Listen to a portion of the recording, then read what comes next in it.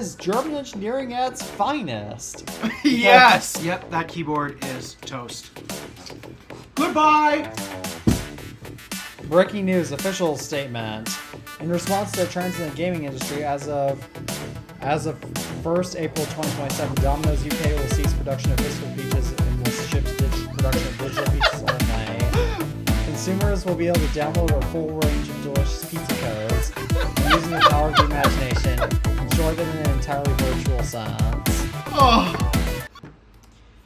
Hello everybody, welcome back to another episode of the iTunes Fan Podcast. As always, I'm Teddy Magger from the iTunes Fanboy. And my name is DeWolf. And first of all, I want to start off by saying that we did not record last week because I was visiting some relatives away, like 500 miles away from my house, and Alpha had a music gig to play, so, and Tab was also unavailable, so it all worked out last week. Yeah. Well, it also ended up happening where it never fails. I swear, it never fails. Every single time I'm about to do a big performance, that's when I get sick. Every single time. It never fails. What did you get this time? It was primarily sinus stuff and then slight upset stomach at one point, but yeah, that was not particularly fun. And of course, I had to sing when I was sick for a wedding. Yeah, my throat is a little bit drenched in it right now, but I think that's just because sometimes whenever I eat hot food, I have a tendency to eat when it's a little bit too hot, and I manage to burn my throat in the process. Should probably get better about that, but yeah. Last week was busy for all of us, so hey, it worked out. Everything worked out. All right, so now shall I move on to my tire troubles?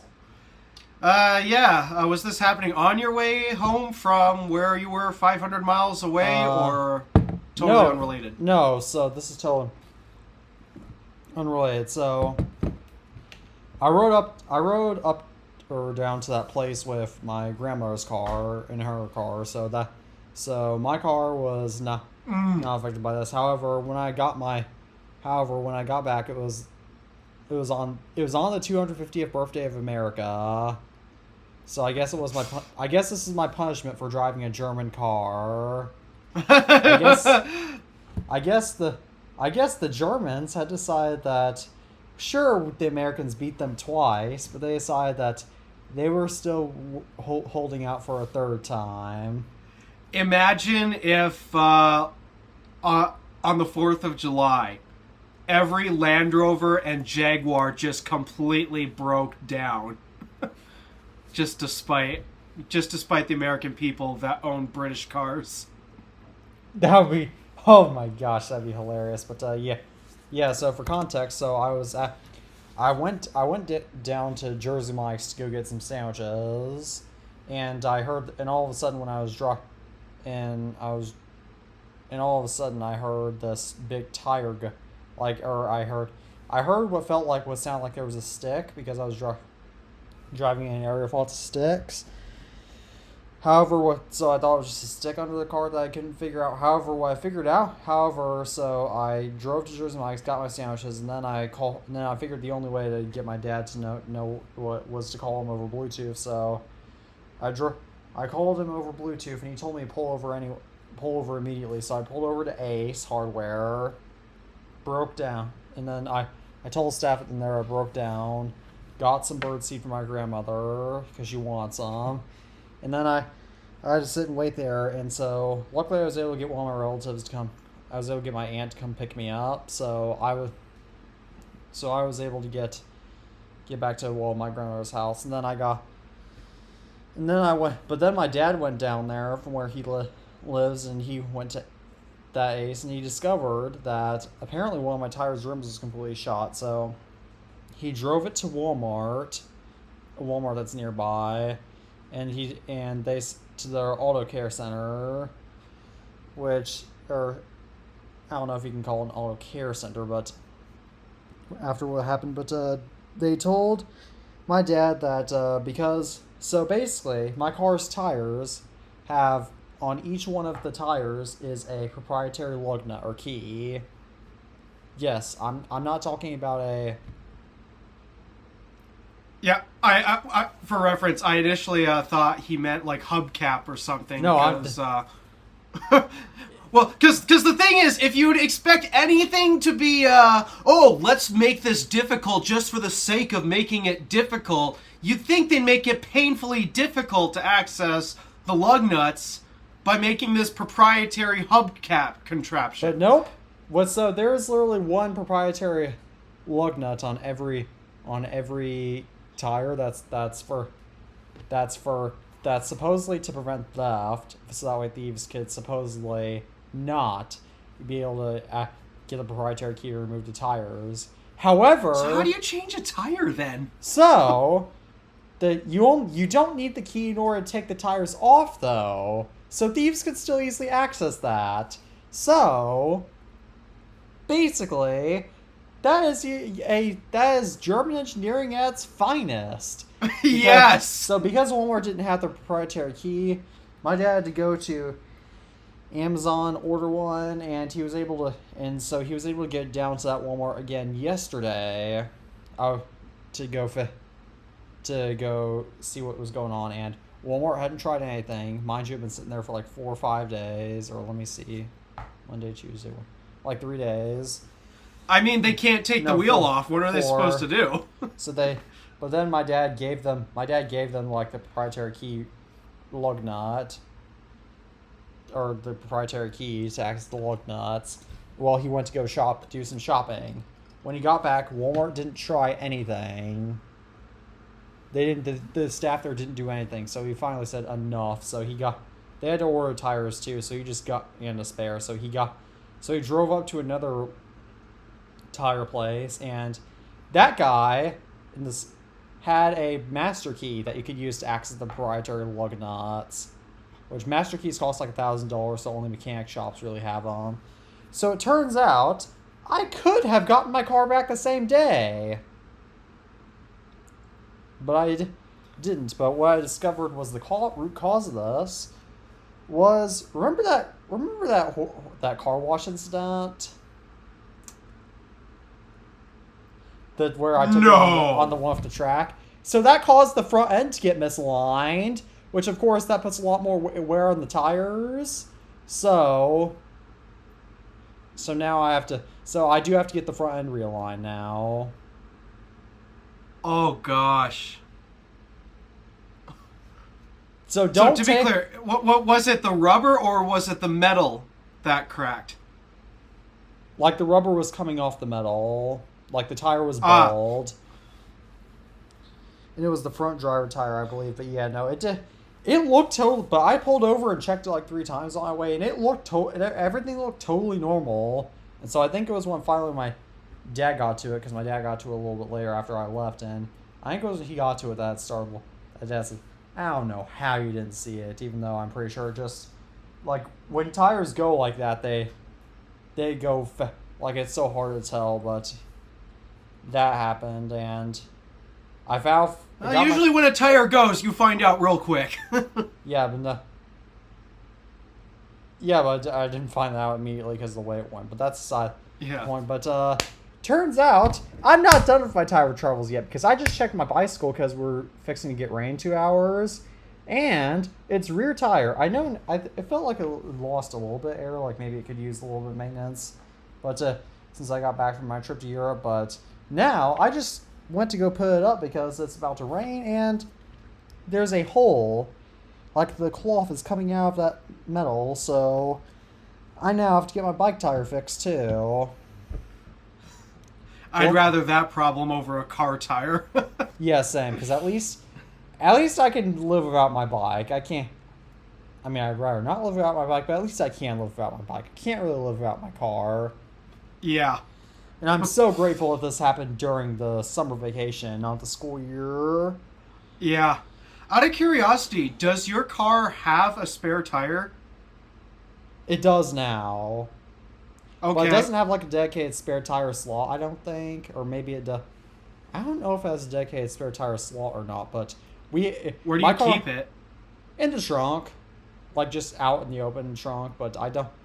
I'll have to check. But it doesn't go under the main trunk floor. I don't. I'll have to check that because I could have sworn it did, but my dad just set it up on the trunk floor. I'll check that later.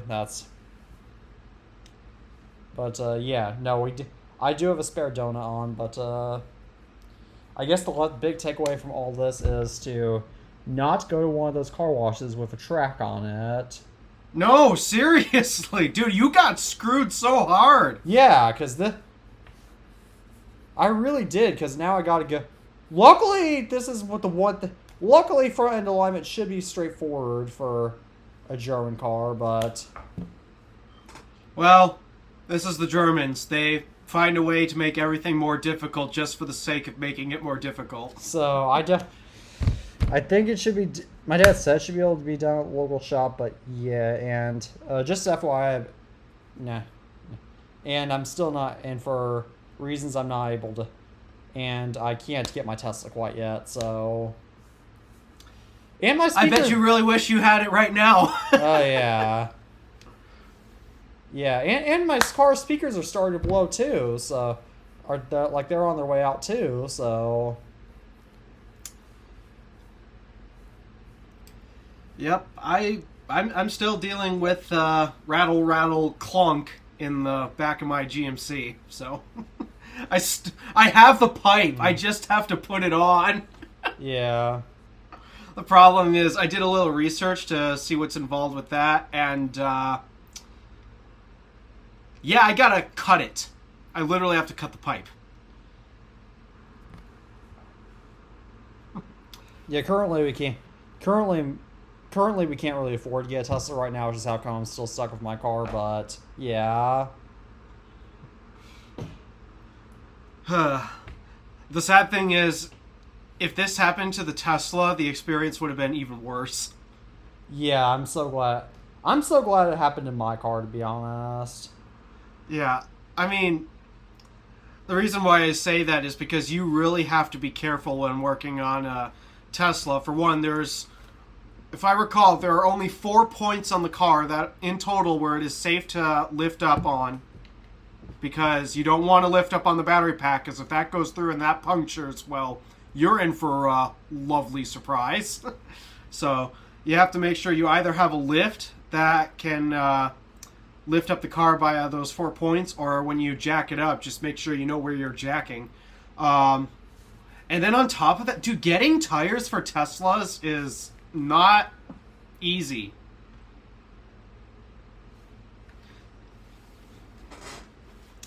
Because you can't just get a standard run-the-mill tire that you're used to for your car, because, well, EVs are a little heavier and their tires are made a little differently to be less loud and less rolling resistance and that type of stuff.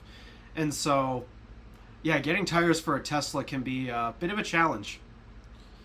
Yeah, I totally get that, but shall I go ahead and move on to your SSD? Ah, yes!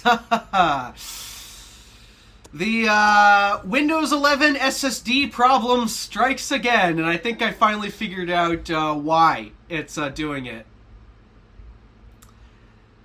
Apparently, there's a bug in SSDs that use a controller known as the Phison controller. And the SSD in my work system, it's a PNY SSD, it uses a Phison controller as its controller. Apparently, there's a bug between that Phison controller and Windows 11 where if you write too much data to the SSD at a time, which I've noticed happens when I'm doing CAM, because when you use CAM, you're writing a crap ton of data all at once. But when you write a ton of data to the SSD, the Phison controller, communication between the Phison controller and Windows 11 just crashes. It doesn't know how to handle it. So what ends up happening is it thinks it wants to, okay, we're going to restart the drive. We'll just disconnect and reconnect the drive. The problem is, that's the OS drive! So you can't just disconnect and reconnect because now you're crashing the operating system outright. And so the only way to fix this is you have to fully shut down the computer, drain all the electricity out of it, and then restart it. I remember back when you were texting the group chat about this initially, and you wondered if PNY used Samsung controllers or something, because of course there was the issue of Samsung SSDs. No, apparently, I mean, Samsung came later. But apparently there's been a problem for... I think it's been a year at this point since the problem started with Phison controllers and SSDs. Is this a Windows bug that needs to be fixed? Most likely, it's either... I think it's actually a combination of the SSD needs a firmware update, and Windows 11 also needs an update too. So it's really a combination of both. Alright, well, that sounds like an issue that needs to be fixed, but my condolences for you on this issue. But shall we move on to the Idiot Award? Is it my Idiot Award or yours? I don't know, it's from June 26th, so it's been a while, but let me go back to my text. Let's see. Okay, so my first, I have an Idiot Award on my iOS 4 jailbreak tutorial that's working in 2025. When this one guy commented, "What's the site?" And because I think he was referring to the site that was in the jailbreak tutorial, be able to download the tool, I replied, "It's linked in this video's description." Like with most jailbreak tutorials. So yeah, that's pretty dumb. Then I will note that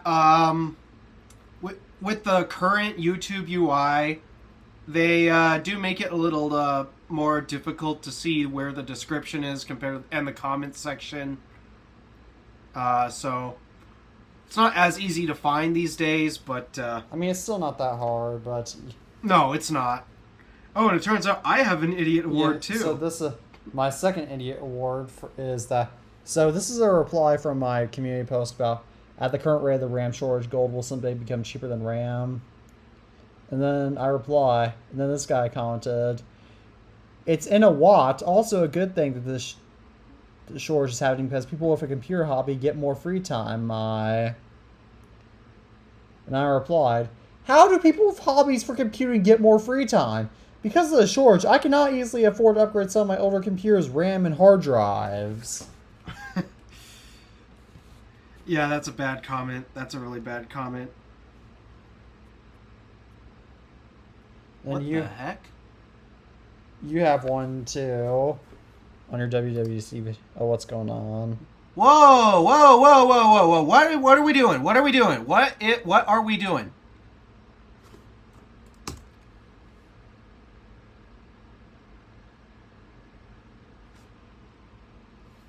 That was weird. What happened? I'm not entirely sure. I started hearing the "this command is not available" sound in my and the Notes app just started wigging out on me. So let me see. That's there. There it goes again.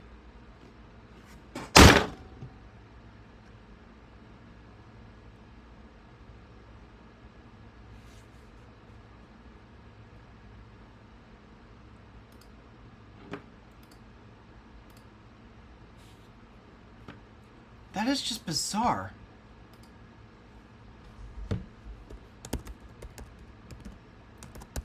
Okay, it's official. I have a bug on macOS. I can't use the Notes app without it wigging out for some reason. Okay, hopefully my iPad has enough battery. But, yeah, that's,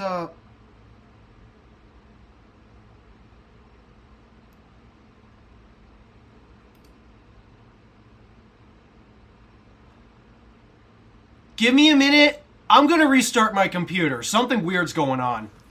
Okay. This means I am going to have to stop the recording. So, Okay. yeah, give me a minute. Something weird is going on. Hello, everybody. Welcome back to Nerves. Okay. We're back. Yeah, turned out I had a sticky key on my keyboard. Once it restarted, the password thing came up, and it just was spamming a letter, so I'm smacking this thing everywhere to get it to stop, and turns out my S key was stuck for some random reason. So... Phew, that's really nice, but shall we get back to the Idiot Award nominations? Yeah, aside from myself. So, this is yours, actually. Yeah, this one. On my WWDC recap video. So, I thought I made it very clear that I don't care about any of the AI BS. And this guy has the audacity to say, well, here's the thing. Have you tried the new Siri? Because for me, it's actually more smarter than before. First up, that's not correct grammar, so, and, this guy definitely uses AI to write his essays in school. Yeah, and second, I just said none of this matters! And there goes my key again. Is it the key on the laptop or is it on your external It's keyboard? my Bluetooth keyboard.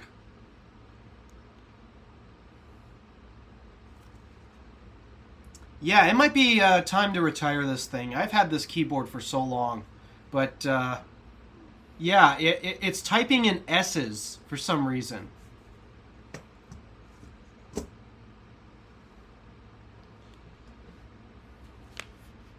So... yeah, we'll deal with it for now. And I can hear when it goes off, so I'm not too concerned. But yeah, the keyboard's probably about time to retire. So, but yeah, my point is, it doesn't matter. The only thing that matters is that they are working to make their operating system lineup more stable. That is it. I don't care about the new Siri, because ultimately, that doesn't go towards making the operating systems less buggy. So exactly. I think he missed it entirely. Yeah, something tells me he had not watched the entire video. I don't care if Siri got smarter or not. I barely even use her. Exactly. Who actually uses Siri on a regular basis? When you think about it, too, who really uses voice assistants that much? I mean, my grandma and dad use... My dad literally uses Siri to open up apps on his phone, and my grandma will ask Siri to look stuff up for her, but that's about it. Yeah, for me, I barely ever use her. The only time I'll ever call out to her is when I want to set a timer real quick. I'm cooking in the kitchen, I need to set a timer. The only time I ever use Siri is when I'm in the car and need to press the button on my steering wheel and say, hey. Oh, okay. You know, fair enough. I do use Siri in the car a lot, actually. But even then, it's only for, like, text messaging stuff. I'm not asking, what is, what's a stupid question? Who is the president of El Salvador or something like that? I'm not asking stupid stuff like that. I'm just looking to send a text, and she does just fine for that. So I really don't care if she got smarter or not. Exactly, but speaking of smarter, shall I move on to my next Idiot Award nomination? This is mine. Alright, what's next? So this is on my Blink Outdoor 4XR unboxing video, and this guy commented, "Come on, man, be more prepared and get to the opening of the box." Went to another post, and you want to guess what I replied? Something about he has no attention span and can't watch the video or something. Exactly. I replied, I know that video is not very long, and so I replied, your attention span is clearly too poor if you cannot even stand a short video like this. Yeah, your videos are not long at all. So when people say, "Oh, this is too long," well, then in that case, they better not watch any of my videos, because that would be a really bad idea. Alright, and then I have another Idiot Award nomination. So, this is on my video of Safari versus Chrome versus Firefox versus Brave speed test in 2025. And this one guy commented, "What is the result?"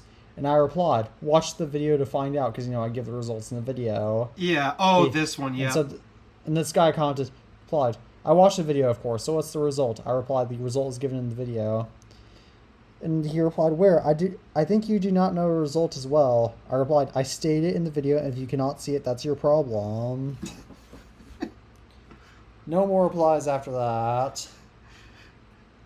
What's that meme? Tell me you didn't watch the video without watching the video. Oh no, tell me you watched the video without watching the video. That's exactly what he just did. Exactly, but luckily we're done with Video Awards nominations now, so shall we move on to not quite. Not quite. We have one Idiot Award nomination elsewhere at where the topic goes. Did you get rid of it, or? No, I don't know. It's not I meant in terms of comments, because that's what the Idiot Award is really about. But you just moved that particular Idiot Award further down the show. I couldn't find it at first, but no, we've got one more to hand out. But we're done with Idiot Awards. We're done with Idiot Awards in our comment sections. Are you sure it's one more? Some of these other topics may beg to differ, but I'm kidding. Shall we go on to Apple? Yes. So Apple has decided to unsign some basebands for let me grab them.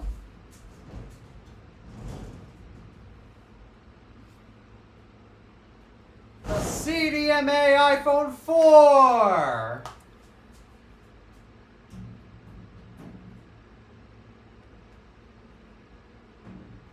The iPhone 4S.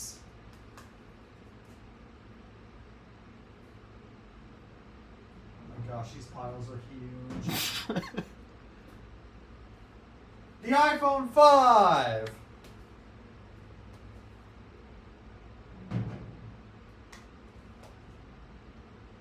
The iPhone 5C.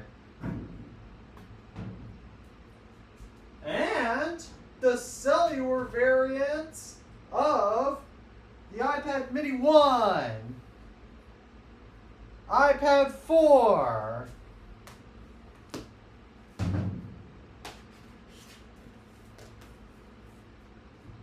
iPad 2, and iPad 3rd generation. That's right. Apple, for a brief period of time, Apple unsigned the basebands for all iOS versions for all those devices. So that meant you could not factory restore them, like even in iTunes or Finder. And that also broke the OTA downgrade to iOS 8.4.1 and 6.1.3, although they luckily did. Although, I have good news is that they fixed this issue, luckily, which means that I now have no video idea for tomorrow. Oh.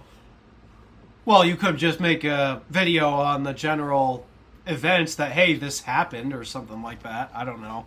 I guess I could, but yeah, no, I had a script already, so I don't know. But yeah, no, I'm very glad they fixed it, because that way you could actually factory restore them to any iOS. It turns out the iPad 2 did have a fix. Like the other iPad 2 that was affected did have a fix for, like, you could restore it in legacy iOS kit. But the rest of the devices didn't have a fix other than restoring tethered. So I'm glad they luckily did fix this. Yeah, that would probably be rather annoying. because the IPSWs were technically remained signed, but the problem was that the basebands, because okay, so not only are iOS versions signed for Apple devices, but also the basebands have to be signed as well, and the basebands are signed separately.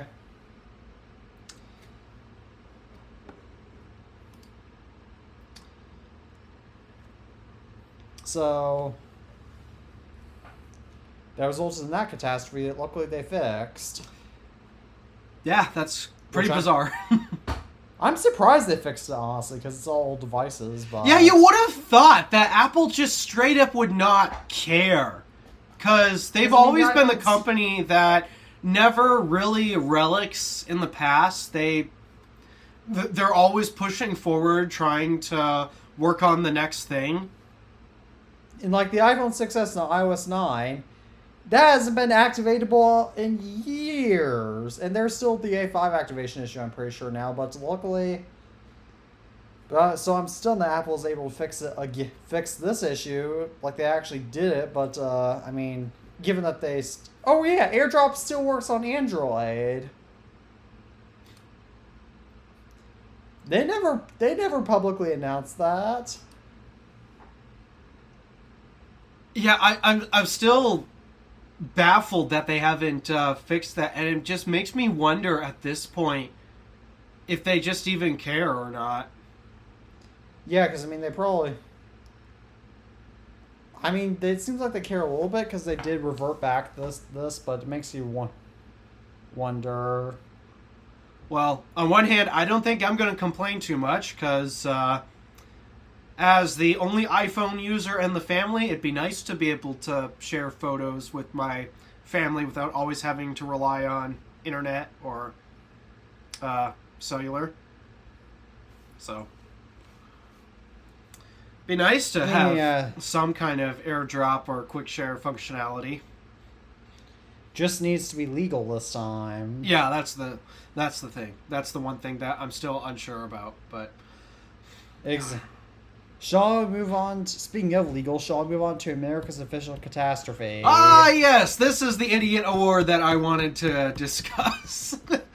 I made an entire video about this already. Yeah. We were going to discuss this last week, but we didn't record last week. But this is a crucial enough topic that I thought we had to discuss it this week. Yeah. So just to be clear, everyone, I am not bringing this up because I lean one way in politics or the other. I am simply bringing this up just purely because of the sheer stupidity of it. It should not matter which political party you are a part of. This whole thing right here is just stupid. Yeah, same. That's why. So the reason why we were saying, yeah. So the reason why we're saying America's official catastrophe, if you get the acronym, AOC, also known as Alexandria Ocasio-Cortez, I think I pronounced that right. I don't care if I did or not. Is calling Congress to break up Apple after the price increases. I know that breaking up Apple would surely fix that because I mean the price increases aren't affecting the entire industry. Yeah, it's not like Dell or HP or Samsung or Google. It's not like they're all having issues pricing their computers reasonably. Exactly, and furthermore, granted, she does apparently have the reasoning that she's afraid that Apple won't reduce the prices after the Rampocalypse. Okay, fair points. We all have that concern, but I mean, they probably will if I have to guess, given how people really don't like to buy computers right now. But that's aside. But guys, breaking up Apple is not going to solve the price increases.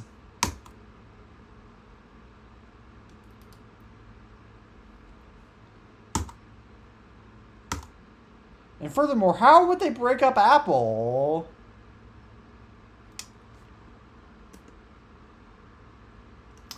Yep, that keyboard is toast. Goodbye!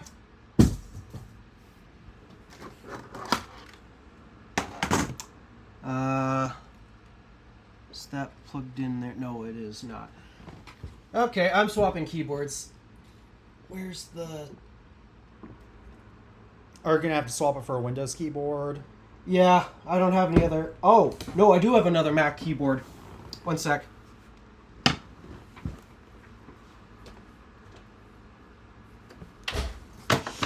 I think he's getting a USB-A keyboard. I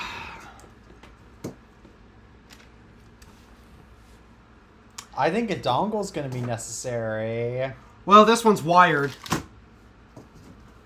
And actually, no, my Thunderbolt dock does have a Type A port. Oh. Well, still a dongle, but yeah, no, okay.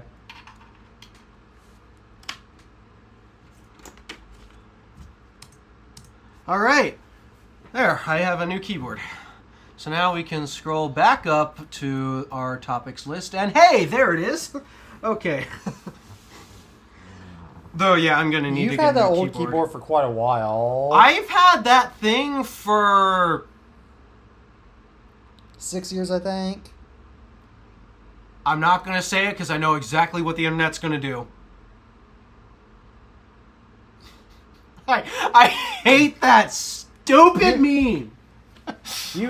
But didn't you get that keyboard when you got your iMac and that was in 2020? So yeah, it was 6 years ago then.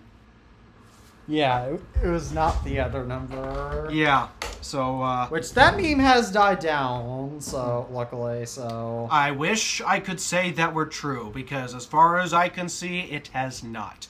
But, nonetheless... It has died down in my high school, but, I'm in high school, so... Yeah. So, nonetheless, yeah, my point is, it really should not matter which political...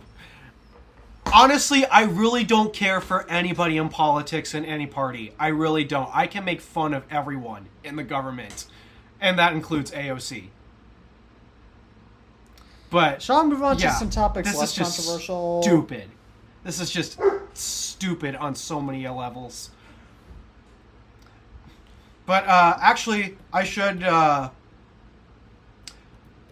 mention, or I should ask the question...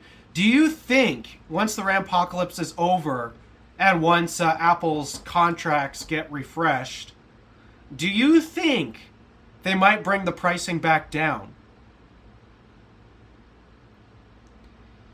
I don't know, because Apple has brought prices down before, but they've been known to be a little bit stubborn about it. Like they never lowered the price of the 16-inch MacBook Pro after they went to Apple Silicon. So I mean, I don't know. But at the same time, they've lowered the price of the Mac Mini and the MacBook Air. I mean, it's possible. It's possible. It may not be immediate, but it might be. It might be possible. So we'll just have to wait and see. Honestly, what happens. I'm willing to bet they will lower the prices of the iPads. Yeah, same. There's no way. They're going to be able to sell the iPads at those prices. I can't recommend any iPad at their current prices right now. I don't even think I can recommend the budget one.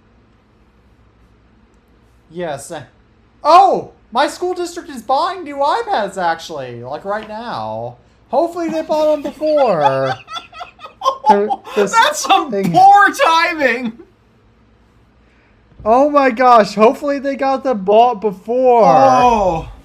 I mean, at the end of the day, they're still going to get a discount for buying in bulk, but, no, they're still going to pay more. How much is the budget iPad again? Let me check. I thought it was like $450 or something. It was at $350 before, but, It's at $450, just like I think the iPad 10th generation was when it first launched. Yeah, I'm sorry. That base iPad is not worth $450. No one bought the iPad 10th generation at $450 either. Yeah, that should be a clear sign that the iPad is not worth as much as Apple thinks. Even but at $350, I'd argue that you really don't want to push more than that. I still think $350 is kind of expensive given what these things are. Especially because that's still $20 more than the iPad 9th generation. Yeah. Was. So I still felt 350. You better be getting a good experience, which thankfully, I mean, the budget iPad still really is the best tablet in the industry. Don't get me wrong. But no, now that it's $450 starting price, I'm sorry, it's not worth. It's not worth that much. And then any other iPad in the lineup, it's all overpriced. This is not worth $1,500. There is no way this iPad Pro that I have here is worth $1,500. You'd be an absolute idiot to pay that type of price for an iPad. So, yeah, I think, I don't want to say confirmed, but I have a very strong opinion that Apple's going to lower the prices for the iPads because people already had a hard enough time justifying their prices as is before the price hikes. Yeah, and I don't... Macs, I can definitely see them possibly come down. iPhones, iPhones are probably going to have to come down inevitably because the iPhone is Apple's main product. And so if they don't sell iPhones, then they're probably going to be cooked. Well, the thing is, though, the carriers are typically the ones that give the good deals, and that's what gets people to buy new iPhones, even when they cost over $1,000. Yeah, so that's my... I mean, I don't know, honestly. We'll just have to wait and see. But speaking of the next iPhone, shall we move on to our next topic? Yeah. What's next? So India's Tata, which is like... Tata is like a Foxconn, but based in India. They make iPhones, but they had a data breach that leaked the iPhone 18 Pro, and Apple is taking down YouTube videos that share leaked internal videos. Oh, jeez. So in other words, Apple is confirming that these rumors are true. Yeah, I'm sure the intention is to try to prevent that IP from spreading as fast as possible, but yeah, the unintentional consequence of that is, yeah, I guess it does confirm that the leaks are the whatever leaked from that. Yeah, it's got to be true if Apple's clawing back at it. Exactly, but shall we move on to some of the rumors that have come out for this for the most part? Yeah, I suppose we can move on to those rumors. So, the iPhone 18 Pro is rumored to have a mirrored Apple logo. The A2 Pro will be as performant as the M3. It will have a 5,424 mAh battery on the eSIM only variant, 5,235 mAh battery on the SIM model. The C2 modem will be on models outside the US only, whereas the US models will have the Qualcomm Snapdragon X80 modem to retain millimeter wave. Huh, that's bizarre. Yes, and the fact that they're not using their own modem just to keep wave. Remember back when we were all complaining about how 5G was stupid? Yeah, and it's not like millimeter wave is any more useful. Nowadays, I think everybody forgot how stupid 5G was because we're making fun of AI now. Yeah. But,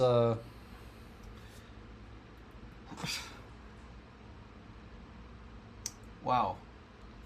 What is going on with this computer today? This is bizarre. What's going on now? I can't get center stage to focus. Oh well, that's an issue you have all the time. So yeah, not sure what's going on. I guess moving on to more rumors. The A20 is going to have 9 gigabytes of RAM. Really? 9? Yes. That's an odd choice. When do you ever see memory configurations with an odd number? So I guess the explanation for this is that the A20 and A20 Pro, Apple is using 1.5 gigabyte RAM modules, for both the A20 and the A20 Pro to simplify manufacturing. Okay. I'm not Of sure course, why they why couldn't not? have just done either single gigabyte or double gigabyte modules, but I think it's that way they can easily get to 12 on the A20 Pro. they can still get But to then still 12 having- with 2 gigabyte modules. Yeah, I don't know, but yeah, they're doing that. So, also, this did not come from a data breach, but the iPhone Air 2 is rumored to have a lavender finish to replace the blue. And we 'Cause probably blue was won't be such a able to lovely- tell. Yeah, because the colors are so vibrant and the iPhone Air sells so well. Yeah, they're so saturated. We come to think of it, I have never seen an iPhone Air out in the wild. I've seen, I think, a couple of them out in the wild. I have not seen a That's single cool. iPhone Air in the wild. It's all 17 Pros. Everybody says the iPhone Air is the future, like John Prosser keeps defending it, but I'm like, dude, no. This is not the future. But shall we move on to our next topic? Yes. Rumor. So Apple is trying to get a deal with CMXT for RAM because they don't sell to AI data centers. But of course, this comes with some political tensions too because CMXT is based in China, so we're not sure how well this will go through. Yeah, I'm not entirely sure either. I mean, given what I've seen with that, what's been going on with, not particularly in the tech industry, but the auto industry, with Polestar, how is the U.S. government going to be okay with this? They're not going to be okay with this, so that's... Yeah, I don't see that... I don't see that happening, but yeah, speaking of DRAM cartels, shall I move on to our next topic? Ah, yes. Finally, That someone's matter. looking into it. Even if it's the worst state in the nation. Yes. Well, granted, I imagine California's GDP. I mean, I know farming technically composes the majority of their GDP, like 70%, but I'm sure the Silicon Valley contributes a pretty good amount too. No, California makes up like a grand total of like 1/3 of this nation's economy. Now, most of that's farming, because of course a lot of stuff comes from California, but in terms of agricultural products, but Silicon Valley is not a small chunk of that either. Yeah, that's where a lot of big tech lives, and then you got everyone down in Los Angeles. So yeah, it's I mean, it's also the most populated state. So if that's the case, yeah, I'm not shocked that it makes up such a large portion of the nation's economy, but I don't know. There's a lot of disagreements I have with the way that state particularly handles Same. things, but I am in agreement with this one. I am in agreement with this one. So how are they looking into DRAM cartels price fixing? So I'm actually surprised that this is happening on the state level instead of the federal level, because the funny thing is, the DRAM cartels, they've done this before. This is not a new thing. It's just this time it's on a much larger scale because of AI and data center and demand just throwing everything out of the water. But this is not a new thing. This has happened before. I'm just surprised that's happening on a state level instead of the federal level. But no, effectively what's going on is there's a report out there that is coming from, I don't remember if it was from a system integrator or just a memory module maker, but I heard something that all three memory flash makers, Samsung, SK Hynix, and Micron, they are working on, well, actually no, they're not working on, they've managed to draft up contracts where if you want to get memory today to continue your business, well, you have to secure a contract for the next 5 years at an egregious price if you want to get memory today.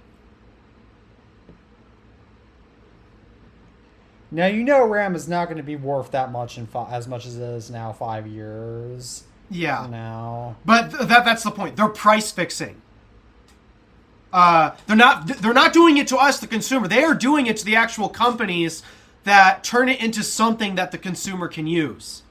So they're effectively causing these price hikes to remain for 5 years.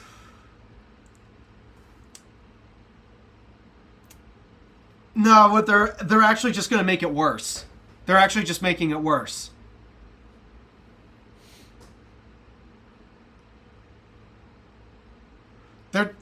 You can technically argue that as price gouging too. Oh, they 100% are, and that's why California is getting in on this. So what are they doing specifically? I wish I knew the specifics of the lawsuit itself, but what I know is that the California government is investigating the situation, and they're looking to take the DRAM cartel, SK Hynix, Samsung, and Micron. They're looking to sue them for price fixing.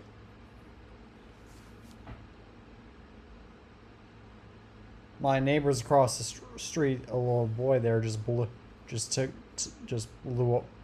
off used up a like little smoke thing that blew out fireworks. Okay, but Yep. yeah, getting back on topic, California looking into DRAM cartels price fixing. That's good news, I'll say. Oh, you know, I think I know why it's California and not the federal government. Why? Because the federal government's rigged at the moment. I guess you could argue that. And when you think about it, the federal government right now is mostly leaning right. When we all know California leans hard left. So, because I do know that the Trump administration is so heavily involved in trying to build out this AI infrastructure, I would not be shocked at all if the California government, which leans the complete opposite, is doing it just to spite them. That's definitely a case. But I mean, hey, honestly, I it's can't not complain. definitely- I can't complain. I'm still all for it. I'm still all for holding these companies accountable because somebody's got to do it. Even if it's the worst government out there, but So yeah, there you go, guys. Go see. I may have criticized AOC, but I just gave the California government a W. Something I never thought I'd be doing, but I know. Shall we move on to Xbox now? All right. What's Microsoft doing to Xbox this time? So Xbox is laying off 20% of their workforce, and they're spinning off game studios. Ooh. Not surprising. Yeah, I mean, I'm not They're shocked. struggling. Yeah, same. But shall we move on to our next topic? It's a combination. I probably would have worded this a little differently, but it turns something. Domino's, specifically in the UK, and Malwarebytes apparently are making tweets that are mocking PlayStation's move. To digital games only. Oh yeah. So yeah, they tweeted mocking, like Domino's said that made some parody tweet like we're only going to be making digital pizza or something.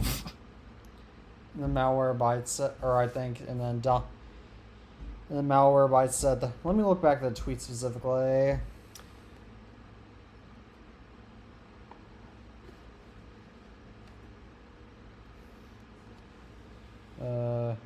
Domino's UK.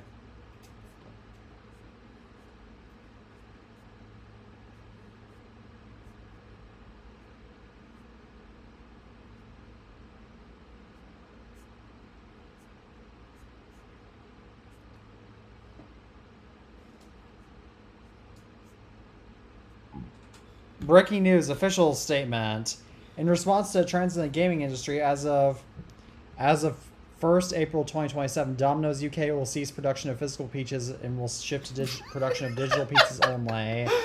Consumers will be able to download our full range of delicious pizza codes and, using the power of the imagination, enjoy them in an entirely virtual sense. Oh. That's like NFTs all over again. And then you reply, at the same time, our much-loved Domino Who catchphrase will be updated to Domino Whose dumb idea was this? Oh. So, then let me look up Malwarebytes. I'm pretty sure it's along the lines of that too. But no, let me go. Let me check the tweet specifically. let's see. Official statement. In response to recent trends in the gaming industry, Malwarebytes is meeting the demand for physical releases starting April 1st, 2028. Millions of users around the world trust Malwarebytes to keep their devices virus-free. Now we will keep you virus-free. A member of the Malwarebytes team, dressed in a giant M suit, will accompany you to all doctor's appointments to ensure you're virus-free so you don't pass cooties onto your device. They will also microwave fish of any office in the company that leaks your personal data. Oh, goodness. I mean, Malwarebytes is annoying software. I'll give them credit there. But, I mean, do you know... I'm assuming you watched a YouTube video about the 20th anniversary Macintosh, right? No, I have not. So that was a Mac that we were looking at Mac that came out in 1997, I think. That was... Yeah, it was right before Steve Jobs returned, but part of the deal with like over $7,000 Mac, mind you, back then, brand new, was that a man in a tuxedo would come to wherever you were going to take the computer to set it up for you. Yes, Apple would send a man in a tuxedo to set it up for you. Reminds me of that, except it's not real. Yeah, that's what Dell does. Really? I'm actually serious. Dell offers a service where they will come to your house and set your computer up for you. This is primarily for business. If you're deploying a lot of... If you're, say, deploying a lot of computers in an office, then Dell will... Yeah, Dell offers a service to take care of setting up all of the computers, getting them ready to do what you need them to do. That makes sense, to be honest, but does Dell send a man in a tuxedo? I don't know if it's a tuxedo, but no, they do send people to help set up your computers, and they actually will send them if your computers need tech support. Wow, oh my gosh, that's fabulous customer service. Yeah, I was genuinely shocked to hear it. I mean, I've watched a lot of Secret Shoppers where a lot of the people over the phone don't seem to do that well of a job at figuring out when RAM sticks come loose in shipping, which is a common occurrence in any PC, actually, unless it's soldered directly to the motherboard. But yeah, the criticism with that is, yeah, you got to go through all of these different departments first to get to customer support. And then most of the times, customer support can't help you. Instead, they revert to what is an expensive option for Dell, especially if this is during the warranty period. So it's expensive for Dell to do this, but yeah, they'll send out a technician to come work on your computer if a RAM stick comes loose during shipping. You don't even have to open it up. Even though I'd argue that the person over the phone should be able to perfectly be able to instruct you how to reseat a RAM stick. It's not that hard. But that's a different conversation. But no, yeah, Dell offers a service like that, as crazy as that is. I learned something new today, but shall I move on to another dumb topic? We have so many dumb topics today. What's next? So... Oh, gosh! SpaceX is now SpaceX AI. Oh, gosh! Is this going to be the fallout of SpaceX? No! Come on! What are the chances their stock's taking a hit now, like Snapchat?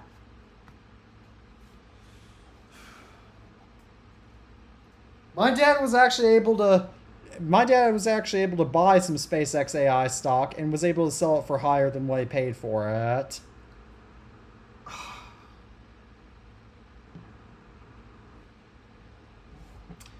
I mean, I guess that's what you get when you got Elon Musk at the helm of the company.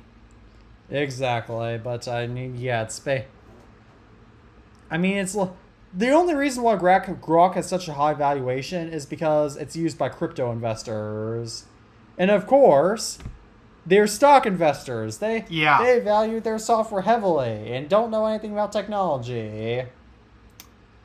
So, shocker, shocker. Why can't this bubble just burst already? I'm just ready for the bubble to burst. I know it's going to suck, but I'm just tired of the anticipation. I just want it to burst already. Exactly.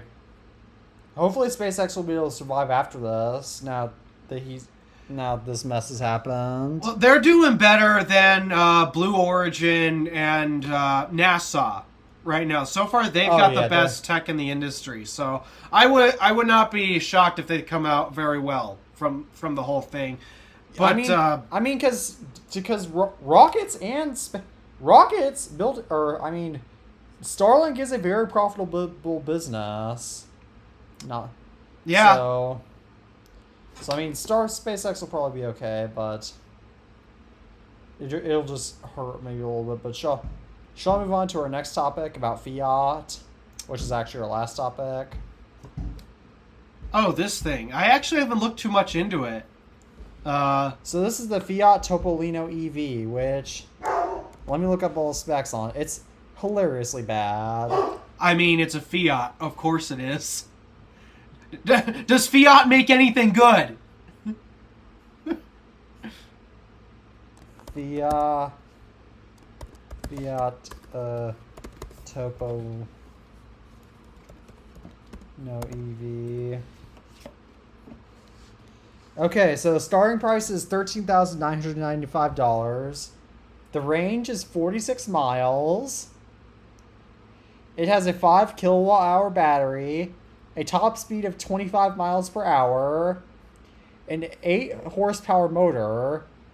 It's 99.6 inches long. Did you say 8 horsepower? Yes, I did say that. Dude, that's less power than the BMW Isetta! Yes, I know. The peak charging speed is 2.3 kilowatts. Takes 4 hours to recharge. It has a digital gauge cluster, a phone holder, a USB-C charge port. Deliveries start in the coming months. The Topplino won't be street legal initially, but a conversion kit is coming later this year that will classify it as a low-speed vehicle and allow it to be driven on public roads.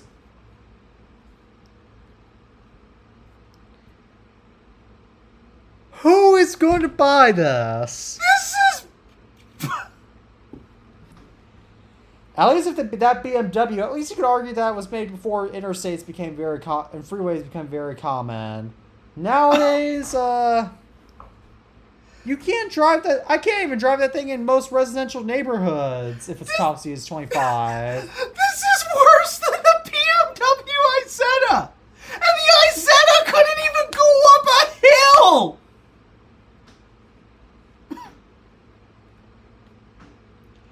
This is worse than my neighbors playing with fireworks or firecrackers or whatever they're doing outside right now. This Fiat has less horsepower than my riding mower! My riding mower! How many horsepower does your riding mower have?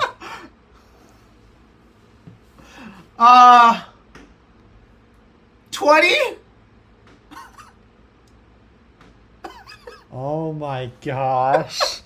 This Fiat... My rider only has 20 horsepower! This doesn't even have half of it! Isn't Fiat owned by Stellantis? Yes! Oh, that makes sense why it's bad. What the heck?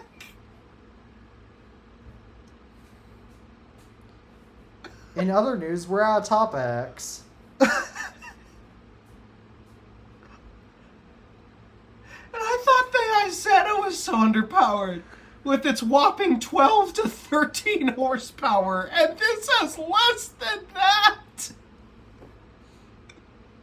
This has less power than a Craftsman riding mower.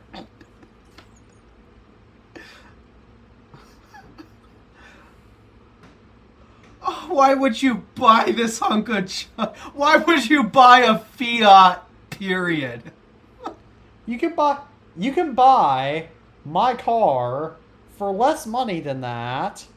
And guess what it will get you? It might not be an EV and it might require premium gasoline, but it actually has enough horsepower to easily get...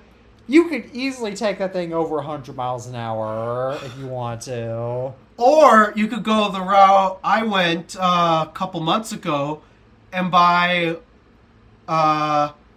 my winter car for $4,000. And it also has plenty of horsepower to get that thing up to 0 to 60 in, what was it, 7 to 8 seconds, something like that? This thing has a negative infinity 0 to 60 because it can't get up to 60 miles an hour. It probably only could if you rolled it downhill. Yeah. Which have to be a really steep hill in order to do that. But, yeah. Or else if you put an entirely different powertrain in there. Like an entirely different motor. Oh yeah, that thing needs a more powerful motor. BMW learned this with the Isetta. Wasn't the Isetta a motorcycle engine? Yes. But even that engine had 4 more horsepower, minimum. It had 4 to 5 more horsepower, depending on which year you got. Yes, earlier models had a 250cc motorcycle engine, which produced a whopping 12 horsepower. But if you get one of the later ones, you can get the upgraded 300cc motors, which also came with a horsepower increase, with a whole whopping 13 horsepower! Don't you mean 1300? Nope, 13! I'm kidding. I know exactly what you mean. Oh, that was hilarious. Yeah, the Isetta is a stupid and funny car at the same time. I cannot believe it has a BMW badge on it. That's how stupid it is. So, but, yeah, this Fiat is somehow worse than a BMW Isetta. And the Isetta still requires gasoline. And you also have to know how to work a carburetor. And a manual transmission. I'd argue this electric car is worse than that. And what did you say? 5 kilowatt hour battery? Yeah. That's like 15 miles of range. 20 if you're lucky. Dude, you're only going 20 miles in this thing.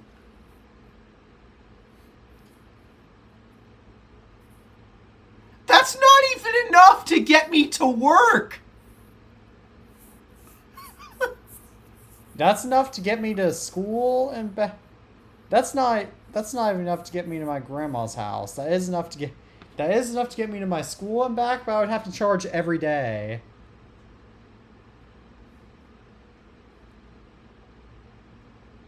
Yeah, this thing would not be enough to get me to work because I have to go up that steep hill. This thing can't even go up a hill. So, Even, Oh, wait a second. I can't take it to school then. Oh, do you have to go up a steep hill? It's not that steep, but there is some definite incline changes. So yeah, I probably couldn't even take it to school now that I think of it. Yeah, 8 horsepower is not going to be enough to get you up that hill.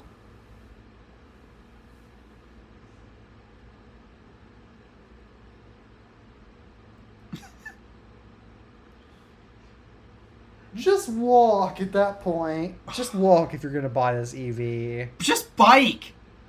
Just buy a bicycle. You'd save yourself so much money. Even e-bikes are cheaper than this. This is just a joke.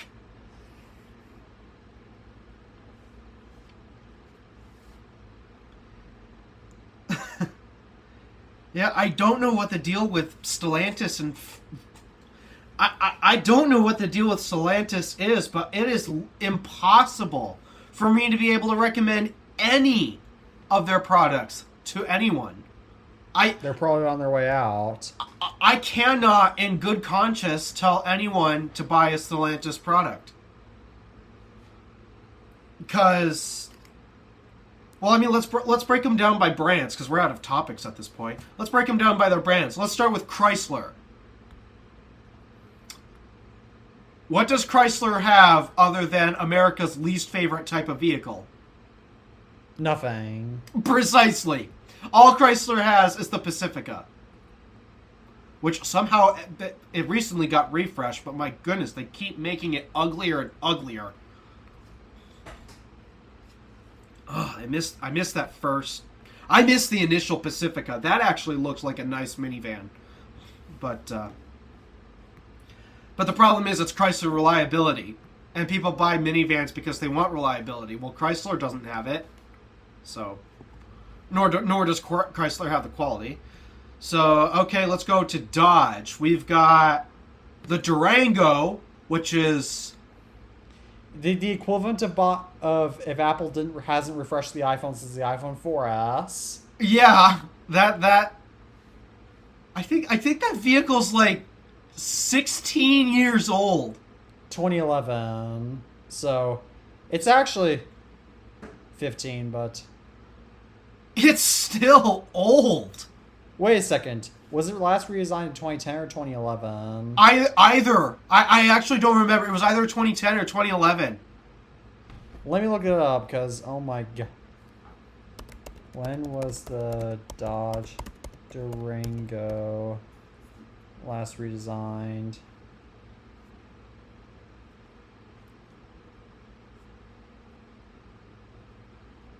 ...2011. Yeah, so that's a 15-year-old design. Or wait a second, it's like if Apple hasn't redesigned the iPad since the iPad 2. Yeah. Now, you can make fun of Apple all you want for lack of innovation on the iPad, but... Dodge is worse. Better. Or wait a second. This is like if Apple Watch still looked like the iPod Nano 6th generation. Yeah. Or imagine if the MacBook was still designed to be like they were from 2011. Oh, gosh. Yeah, the Dodge Durango is an old vehicle. And there are so many places within that vehicle that just show its age. And even though, okay, we did not too long ago finally get a replacement for the Charger and the Challenger all in one. But it's easy to say it's not a good car, what they replaced the Charger and the Challenger with. It's a really bad car. Oh, and also the Charger's the most stolen car in the United States right now. The electric one? Because as far as I know, the electric one doesn't go very far. In fact, half the time it can't even get out of the driveway. The gas ones are the most stolen ones, not the electric ones. Yeah. I mean, the electric ones are probably stolen too, but... No. The electric ones, first off, are so undesirable. Nobody wants them. And then second, even if you did want to steal one, good luck getting it out of the driveway because they almost never work. It's like they're always broken. Valid point. Somehow, an EV is supposed to, like, simplify the powertrain. There's a lot less to go wrong, and somehow Dodge found a way to screw it all up. These vehicles, the Chargers, the new Charger Daytona EV, whatever they call it, half the time can't even get out of the driveway because something faulted.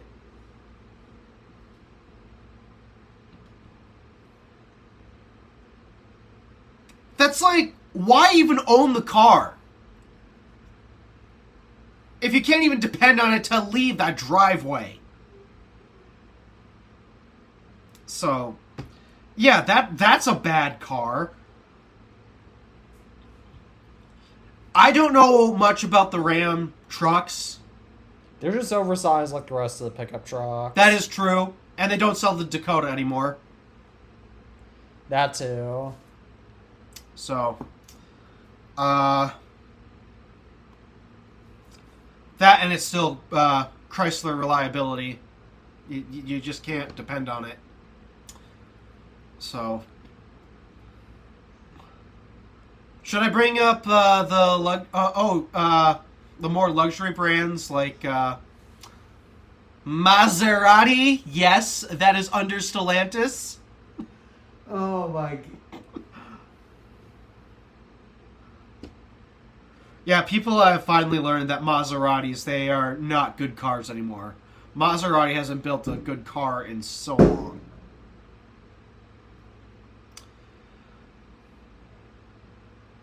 And then Jeeps have the same problem with Stellantis reliability, and I don't understand people's obsession with the Wranglers. I really don't.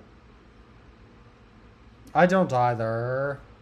Because, I mean, if you actually go overlanding, if you actually go off-roading, then yes, it makes sense.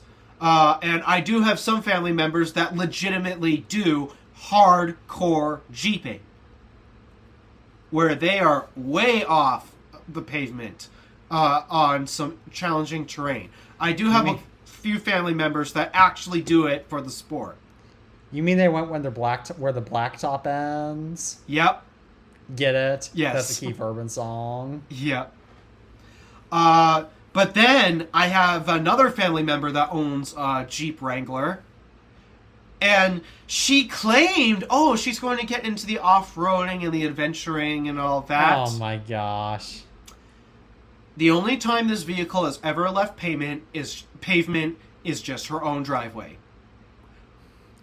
I'll give her this. She lives on a farm. But even then, she doesn't take the vehicle out in the fields or something like that. It is literally her grocery getter and road tripper.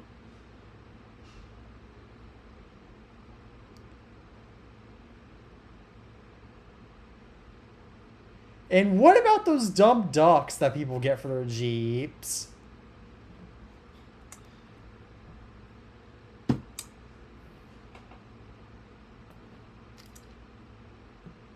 I don't know. But, no, I don't understand the majority of people buying Jeep Wranglers because for the most part, they don't actually do what they say they're going to do. It really is an exception. And while, yes, I do know people that are in that exception, most people just treat them as grocery getters and family vehicles. And I've been in those Wranglers before. They are surprisingly hard to get in. Because it's a combination of they have super high ground clearance. Of course, that's beneficial for off-roading and overlanding. So yeah, that makes sense.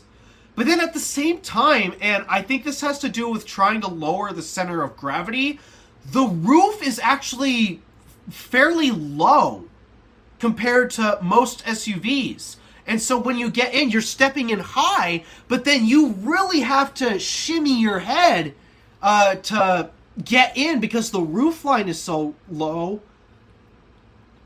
And I'm short. You're 5'8". I am 5'8". I should not have any problems getting into these cars. And yet, the Wrangler is so tight, even for an adult as short as I am. I am not a big guy. I am 5'8". I would definitely think if Teddy were to try to get into a Jeep Wrangler, he is going to struggle.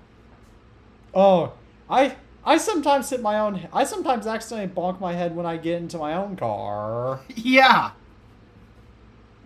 So And I'm only 6'1" for reference. I mean, I do weigh a lot more. I do weigh a few more pounds than the average 6'1" guys. I weigh like 240, but I'm only 6'1" for reference. It's not too uncommon to find guys that are even taller than me. yes. And so I am really shocked that a lot of people make this work. And once you even get it on the road, it's loud and the suspension is definitely not optimized for on pavement. And so the ride is just so wonky. And so, yeah, I don't understand Jeep people. I don't. And then, of course, you just shouldn't buy Fiats, period. Exactly. Like my grandma just recently, because she got a new car, she bought a used 2021 Jeep Renegade.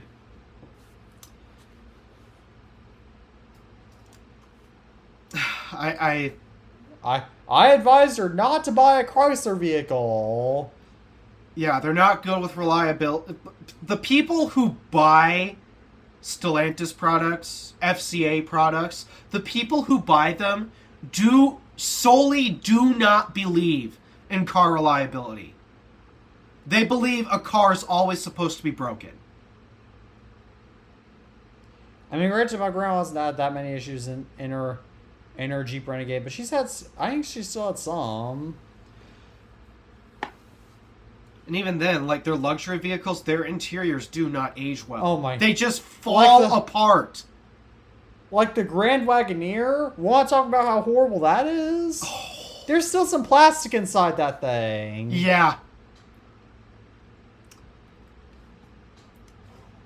Yeah, it's not as luxurious as it should be, given the price they're charging for it.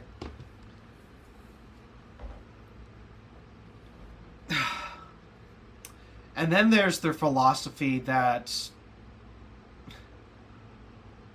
something that drives me nuts is how they handle climate controls. Most automakers, when they put their climate controls in the screen, I know a lot of people are annoyed with it, but most of the time, automakers have figured this out. When you put climate controls in the screen, you don't hide them behind separate menus. Most automakers have figured this out. Not Stellantis. Nope. You still have to go into a menu to change your climate and turn on your heated seats. It's not just along the bottom row of the screen, which is what basically everybody does because it's just that it's so convenient to have it done that way. Literally everybody, if they integrate their climate controls into the screen, everybody just has them laid out at the bottom of the screen. It's easy, it works, it's quick. No, it's not. Well, actually, some will integrate tactility, kind of like Force Touch on the Force Touch on our iPhones or Force Touch on the trackpad. Some will integrate some haptic capabilities, like Cadillac, for example. Cadillac has done that before. I think they're still doing it.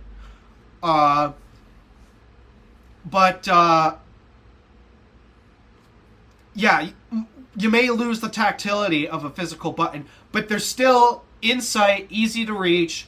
They're not hidden. You're not fiddling around with the screen that much. Stellantis still hasn't figured this out. You still have to go into a separate climate menu to do all this stuff, and it's just... I can't recommend their cars. I don't know how to. Exactly. My dad who buys cars that seemingly have issues all the time. My dad even understands not to buy. My dad even thinks that they're going bankrupt now, and he doesn't buy any of their cars. Yeah. Honestly, I don't know which company is in worse condition. Is it Stellantis or is it Nissan? Oh, Nissan. You know Nissan's doing bad if they considered merging with Honda and Mitsubishi. That is true, but at the same time, also, well, actually, I think Mitsubishi is already a subsidiary of Nissan because they share a lot in common with each other. Where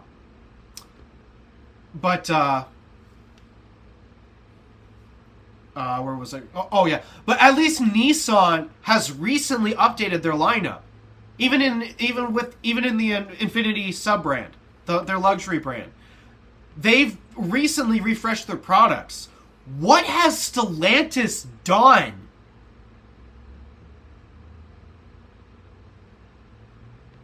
And Nissan also still makes the smaller version of their truck. They still make the Frontier. They do. They got rid of the Titan, but they still make the Frontier. They do. Nissan also still makes great affordable sedans. They're not quite as reliable as they once were, but... True. Still alright. But, I mean, the price is right. I'd argue the price is right. Yeah, meanwhile, what has Dodge done with their sedans? They've canceled the Dart a long time ago. The Charger is now a two-door. Which, of course, that's not practical for families. Granted, I don't think the average Dodge Charger consumer cares, but that's what the Challenger is supposed to be the two-door one. The Charger is supposed to be more the four-door one. Yep, Chrysler doesn't make either the 200 or the 300 anymore. It's gone.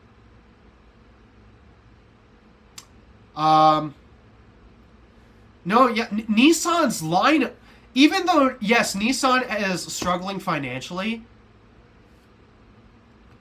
I don't know. I'd argue Nissan has the better lineup than Stellantis right now. Oh, agreed totally. Even if Nissan does have a thing in their contract where somehow they're allowed to track your, We don't talk about that. Yeah. Let's not make this show explicit. Yeah, let's not. But the point will be made. I'll have you note. So, but no, I'd argue Nissan's lineup is in better condition. I'd even say Nissan is making better EVs than Stellantis right now.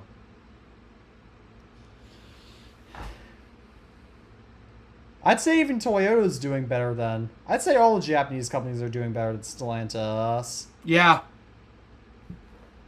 Even in the electric game, which is shocking because... You know what? I want to note this. I am surprised that Toyota's been doing what they're doing. They're actually kind of impressing me. It's nothing to write home about. It is still so far behind. They're still pretty far behind the competition. But they're finally just not making straight up trash anymore. Because the BZ4X, that was a bad vehicle. It was when it first came out, and it still is. They've rebranded it to the BZ now. So there's no longer the 4X, it's just the Toyota BZ. And while it still wouldn't be my first choice, it's at least not offensively bad anymore. It's at least livable.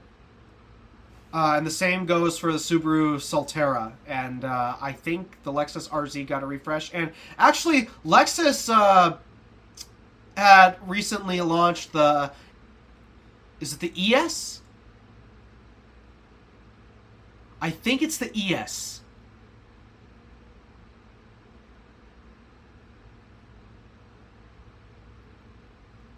Yeah, I think it's the ES sedan. A sedan, mind you. That has... it's offered in two powertrains. It's offered with a hybrid powertrain. Or you could get a fully electric option. A fully electric Lexus ES. And it's actually not that bad of a car. It's actually competent. So, yeah, I am surprised that Toyota is finally embracing electrification and is finally just starting to put out not trash products. And meanwhile, I can't say the same for Stellantis. I just can't. Do Stellantis cars also have CVT transmissions? Some of them do. Oh, okay. That makes it even worse. Yeah, I believe... Was it the Hornet? I think the Hornet had a CVT. Okay, don't buy it. Yeah. So, yeah, I don't know what Stellantis is doing, but I just cannot recommend any of their stuff right now. I wouldn't be surprised if they go bankrupt, honestly. I don't know where their money's coming from other than their trucks. Their trucks are doing stupidly well. But that's the only thing that they've got going for it. That's the only thing. That is the only common Stellantis product I see around here. It's primarily honestly, the Ram trucks and the Jeep Wrangler. Same, honestly, for me too. It's just the question, how long can they ride off of enthusiasts?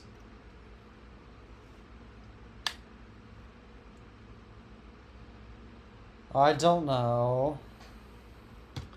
So, oh, did you notice that the Sierra EV was... no, it's not EV. Just the brand new Sierra was showcased literally after we stopped recording 2 weeks ago.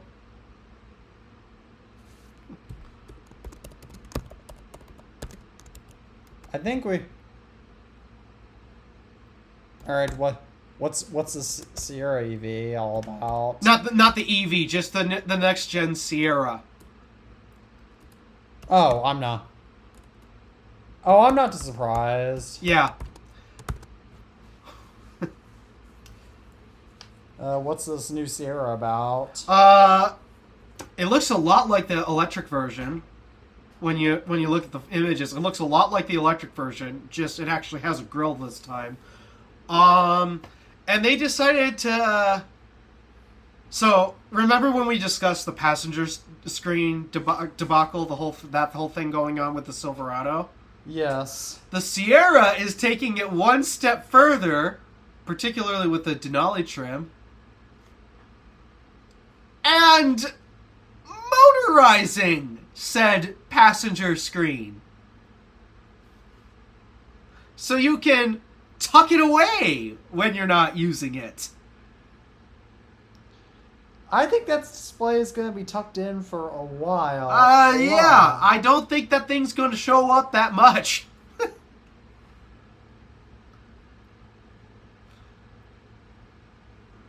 Honestly, I'd rather they just do what they used to do and use that space for a second glove compartment. That makes honestly much far more practical sense. Because, I mean, the GMC, the specific generation that I'm looking at, that generation Sierra has 2 glove boxes. Mm-hmm. Has a glove box right above it. And it's actually kind of handy. So, no, yeah, I just wish that they would have done that. Why do we need to put a screen there? Oh yeah, especially because you live in the UP where, of course, you need gloves a lot of the time. Get it? Oh, yeah. Gloves, tire gauges, a crap ton of napkins when you need to blow your nose due to spring allergies. I have napkins in my car, but I hardly ever use them. I don't use mine often, but when I do need to blow my nose due to allergies or something like that, yeah, those napkins disappear fast. So, yeah, I really just wish they would have put a second glove box there. So, oh, that, and I think there's a hidden... There is a hidden compartment behind the main display, but I don't know. I thought it would have been better to put it behind the... Just remove the passenger screen altogether. Yeah. Yeah, I get that. Is it? I'm guessing the new Sierra design is a lot like the Chevy Silverado design in terms of efficiency, like the powertrain. Oh, yeah, it's got the same exact problem that the Silverado has. Yeah. I am so disappointed in that. I get it. I am so disappointed in that. So, yeah, I guess my favorite generation still happens to be the one that's 10 years old. Yep.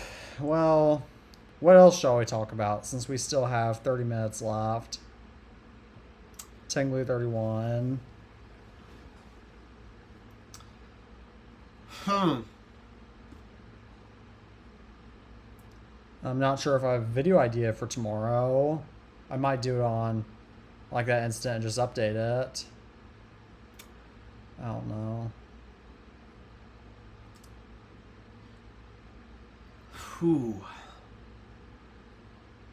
It's nice to have a riding lawnmower again. I get it. I mean, I don't...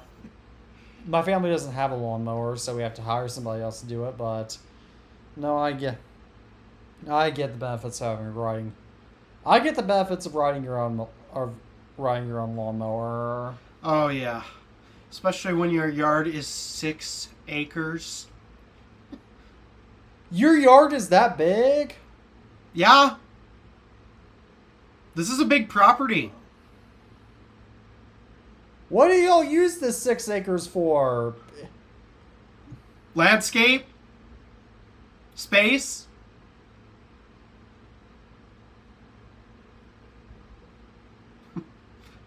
It's nice.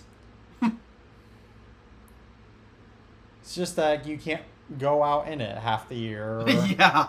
It's nice having the space, especially when I was younger and I used to run around a lot. I made a lot of use of this 6 acres.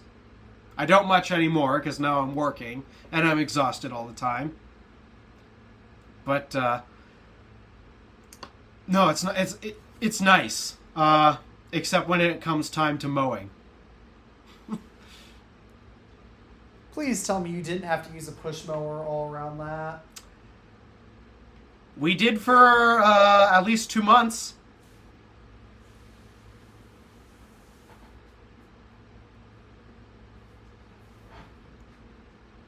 And then last year when the belt snapped, we were doing it basically all summer. Oh. So, yeah, having a rider's fairly nice. In fact, Reminds me of that Matchbox 20 song, Push.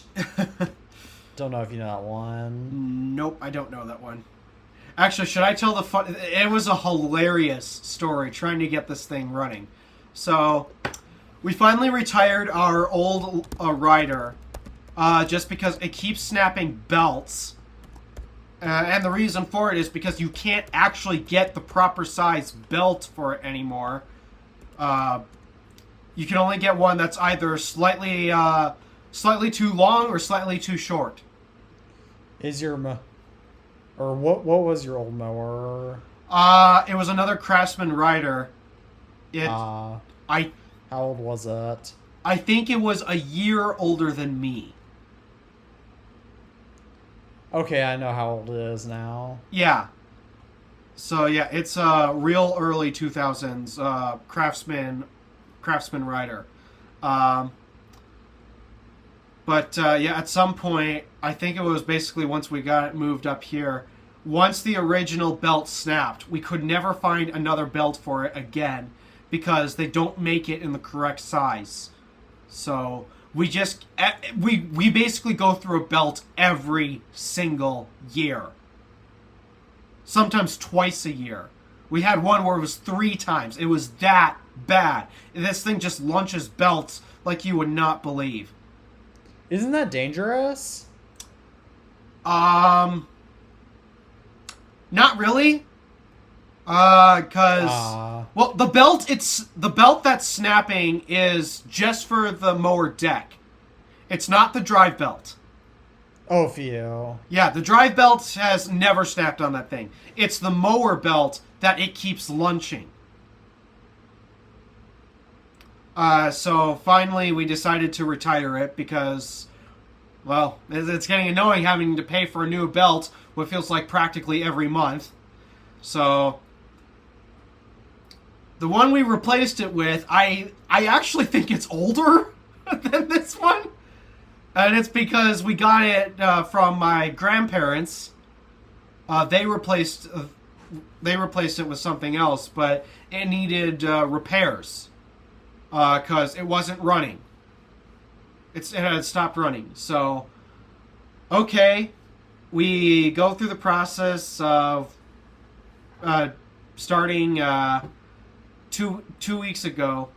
Actually, no, 3 weeks ago. 3 weeks ago, we begin the process of, we try to figure out why is the engine not running. Combination of, okay, the battery's shot, so we get a new battery, get it charged up. Then we can't get the engine started, and so we're messing with the carburetor because the fuel pump on it failed or whatever. So, okay, we get a new carburetor, get new fuel lines, do all of that. And then my dad tries to get it started, and he finally gets it started, but he just can't keep it running. It just immediately sputters out. It only runs for like 3 seconds and sputters out. So he gave up on it, and so my mom and I took a look, and all I did was I messed with the mixture screw that adjusts the fuel to air ratio. Finally, we get it running, and it stays running. It actually stays running this time. So, okay, we got it running. Let's shut it off. I go to shut it off. I go to shut it off. I go to shut it off.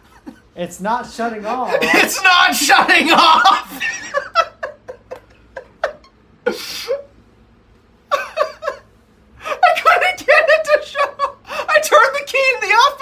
It's not grounding the engine.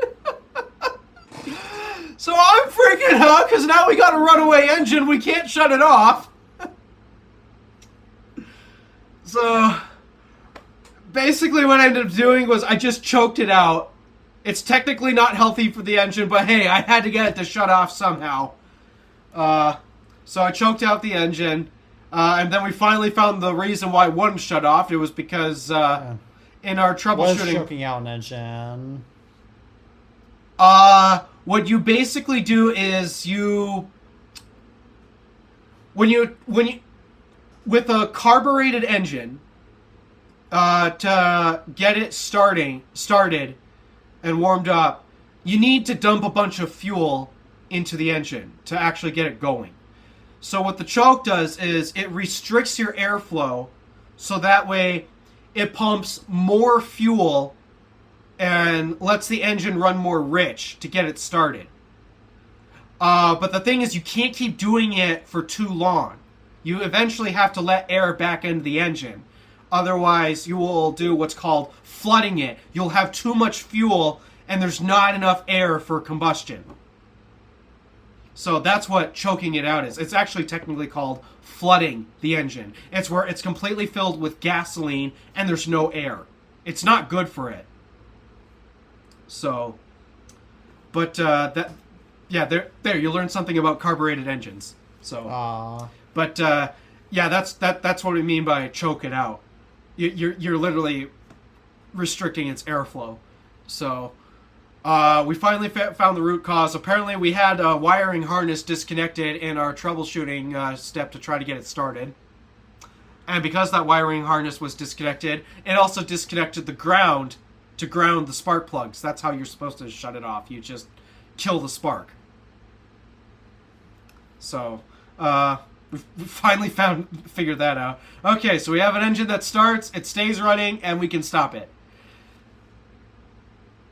Alright, let's go take it for a spin. Get on, start the mower. Alright. I put it in forward. Let go of the clutch. And we're not moving. We are stationary. We're not moving at all. So now, but we finally figured out a combination of yesterday and today. We got underneath, and we had discovered one of the tensioner pulleys for the drive belt. The bearing on it had seized, and the belts. I was actually surprised that this is a plastic pulley. This is not a metal pulley. This is a plastic pulley. And so, a rubber belt doing what a rubber belt does when it's rubbing against a plastic surface, it melted straight through the bearing, and there's no tension on the belt. Which was why we weren't moving forward. So, I was surprised. Normally our shipping services up here suck something fierce. But surprisingly, next day, we got a new pulley. Wow. I was shocked, because our shipping services up here are never that fast. But, okay, we got the pulley today. We put it on after trying to figure out where the heck this belt is supposed to be routed. And we finally move forward. We reattach the deck. And it finally mows. We have a working mower.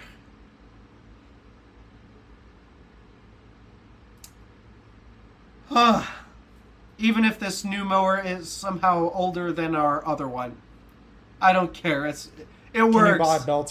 Can you buy belts for the correct size for it? Yes. Yes, you can. So you're telling me you can't buy belts for a newer mower, but you can buy belts for an older one. I don't know why they used the... I really don't understand why you can't get a belt for our old rider. Because the only ones you can get were either too short or too long. You couldn't get the exact right length one. And wasn't that like an issue back when you moved up to UP as well? Was what an issue? Like the belt issue, like what? It didn't become an issue until the original belt snapped. And that thing took forever to snap. Oh, so this is a much more recent issue. Well, no, not much more recent, because this has been going on for 10 to 12 years, something like that. Huh, that's a little bit short. Yeah, the original belt lasted about 10 years, something like that. And then after that original belt snapped, it's just been snapping every single belt we've been putting on it.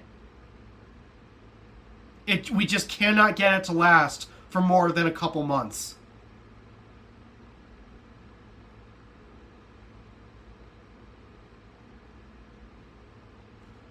So, yeah, we've decided we've had enough with it. And if I'm being honest, I think when I go for a riding mower, I'm just going to go electric. Oh, I get that. I'm going full electric for my mowing equipment. No need to deal with carburetors and runaway engines and dialing in the fuel mixture just right and having to deal with drive belts. And just give me an electric motor that works. That's all I need. I don't want to have to screw around with mowers, because then that means my lawn is going to overgrow and look nasty, and then especially for a big yard like this, you just don't want to push mow it. You'll never ever catch up. It just takes too long. And then it's really lovely in the summer high humidity heat. So no, yeah, we need a rider up here for this lawn. This lawn requires a rider. So when I get my own place, for one, I don't want to have a massive lawn.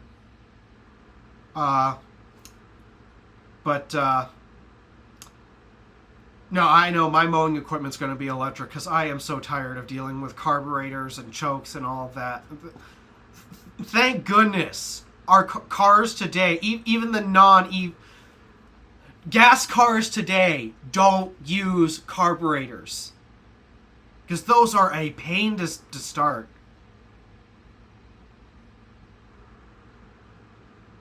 Granted, yes, they are easy to rebuild when you need to redo your fuel lines and clean them out and such. Yeah, it's a lot easier to rebuild a carburetor than to clean out fuel injectors. I get that.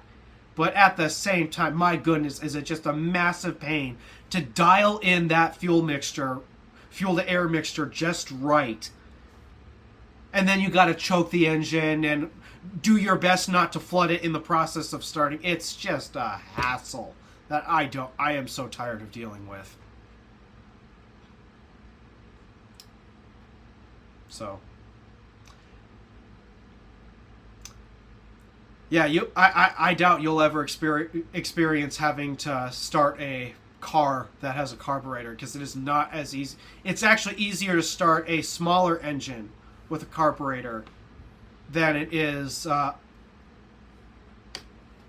your standard automobile with a carburetor. It is surprisingly difficult. So, yep, we have a working mower. Yeah, my lawn got mowed a little bit earlier, so. So I might have to spend some more time dialing in the. Yeah, I still have to finish dialing it in because I took it for a spin right before the show started. And I guess the load is just a little too much that it sputtered out, so I guess I need to dial in. I guess I need to give it a little more fuel or something. Doesn't have enough fuel. I think it's running a little too lean. Yeah, that's part of why we were late to get started recording. Yeah. This whole carburetor stuff, this is why I don't want a gas mower. Because, by the way, all gas riders operate this way. Good to know. Yeah, all gas riders do. And most small engine equipment is the same. The only exceptions that I know of are a lot of push mowers. You don't need to choke them out. A lot of push mowers are fine. You got to prime them, but you don't need to choke them. But a lot of small engine tools like chainsaws, weed whackers. Some push mowers may need it. Pressure washers. Yeah, most carbureted engines require you knowing how to choke them. So that is the case with a lot of small engine tools. And I don't know if you're into four-wheeling or not. I am not. I figured as such, but I'll say having a yard as big as this and having a four-wheeler is nice when you have to haul wood. Oh, I get that. So, but if you get into four-wheeling, it's the same thing. Four-wheelers have chokes too. Are there electric four-wheelers now? I think so. I mean, I would think so. Actually, I don't know. Let me look that up. Electric four-wheeler.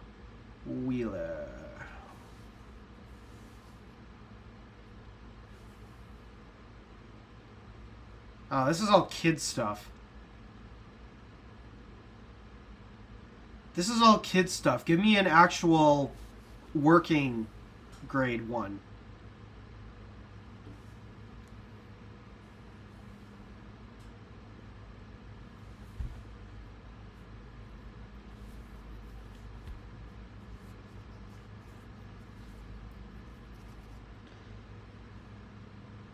Yeah, this is all kid stuff. So I guess they exist, but this is all kid stuff. Not for like a full-size adult. Now there's an industry somebody needs to get into.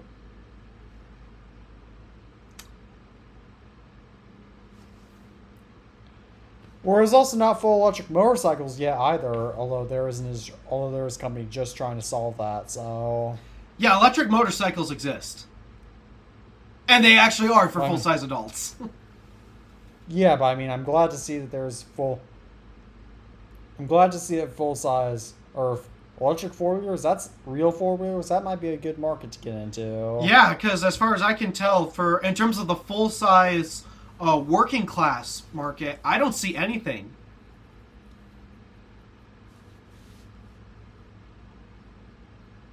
You know, that makes me wonder. Maybe I should buy one of my dad's old four-wheelers, because neither of them work right now, which is kind of unfortunate. Maybe I should buy one of them off of him and try to convert it to electric. Do it. That would be a cool project. You might actually get some YouTube fame if you do that. You know, that would actually be a great series for the Drive channel. Well, also, you'd be one of the few YouTubers to do it, so... And I mean, I was already thinking of doing this to my truck, too. I'm already working out the design for when I get my truck. Because it's not going to stay gas or diesel for long. I want it to be fully electric.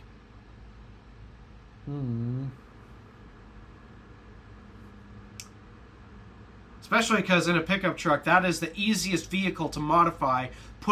You got all this space underneath for putting a battery pack in, and all of the other mechanical bits. And because I'm working with, I'll be working with the 2016-2018 generation Sierra, I'll have a massive radiator to use, which will be great for the battery, particularly in the charging department. I think I'm going to be able to get that battery to go up to 400 kilowatts. Oh. And because I'm working with radiator capacity that is designed for an engine and not a battery pack, I might get a crazy 10 to 80 time out of that. Because we all know it's not just about the peak power, it's about the charging curve. I could probably get a 10 to 80 in 15 minutes if I try. Have other people done this before? Not many. It is a very small hobby. Because, Makes I mean, sense. there's only one person that I know that actually is in the process of trying to convert a gas-powered vehicle to electric. Aging Wheels. Robert Dunn of Aging Wheels. He's trying to convert a Ford Escape into an electric car. Why is he doing that? I don't know. I guess he just wanted another project. Despite that, how many projects does he have in his garage? I don't know. I mean, I'm subscribed to him, but I haven't been watching him for that long, so... Yeah. Dude, Robert's hilarious. He's absolutely hilarious. He really is. So, but yeah, I was already thinking of doing this with the truck. I've already got ideas to reuse the radiator from the engine, so that way I have extra cooling power for the battery pack. I'm thinking of putting the rear motor on a 2-speed transmission to help with highway efficiency.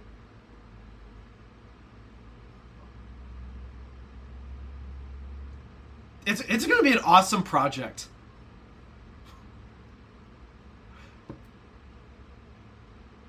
And that'll be after I'm buying a base model truck, and I'm basically going to upfit it to a Denali.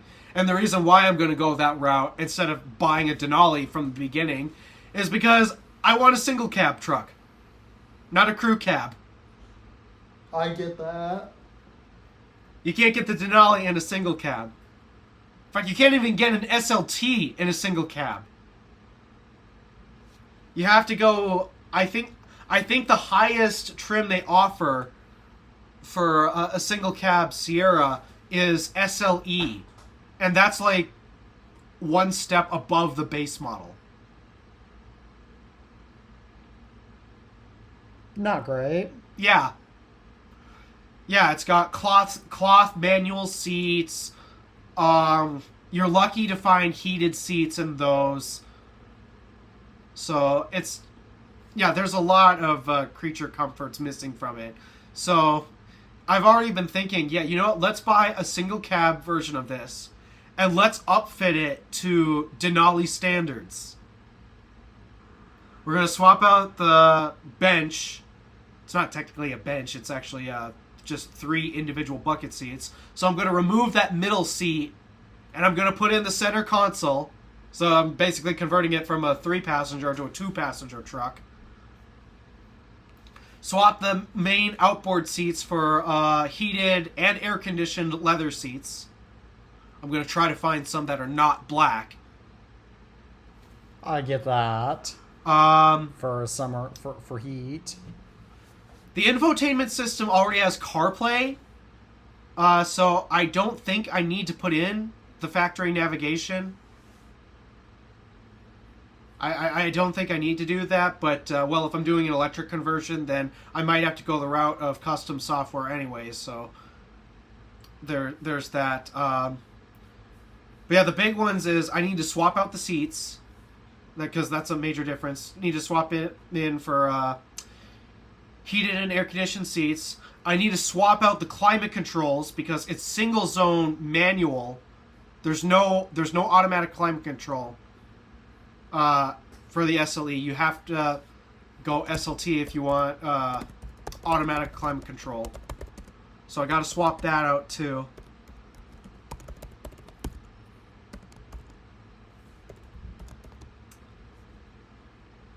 And oh yep, steering wheels. Need to put on the heated steering wheel. I might be crazy enough and try to add adaptive cruise control. I might be. I don't know if I can, because that generation of Sierra was never offered with adaptive cruise.